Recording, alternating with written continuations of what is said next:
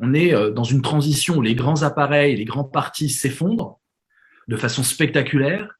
On est dans un flou généralisé, le monde est flou, de plus en plus flou, et puis on est dans une recomposition absolument indispensable d'une gauche qui doit être écologique, mais avec le peuple, d'une gauche qui doit se réinventer, d'une gauche qui doit pas être dans le dégagisme seulement, mais dans un vrai engagement. Et donc, le vote Marine Le Pen, le vote Zemmour, c'est du dégagisme. Mais à gauche, si on joue sur ce dégagisme au nom d'un certain populisme ou dans l'idée un peu délirante de croire qu'on va justement fédérer, je pense qu'on va dans le mur.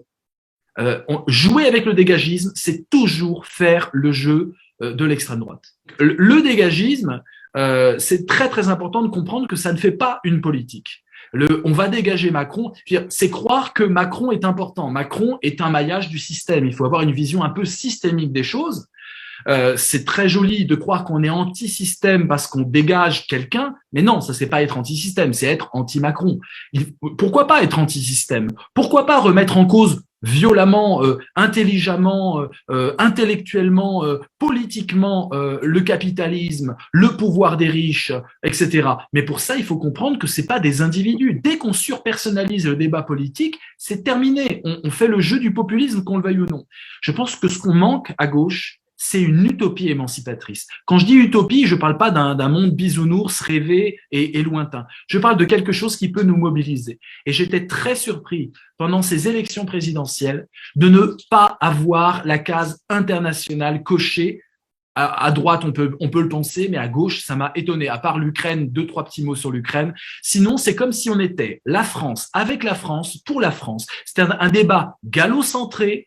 Moi, je me méfie à gauche quand je vois que des drapeaux bleu, blanc, rouge et pas de drapeau rouge. Moi, il y a quelque chose en moi qui se hérisse parce qu'une vision à gauche doit être internationale. Je ne vais même pas jusqu'à parler, comme Étienne Balibar, de cosmopolitisme. Lui, il parle de la cosmopolitique.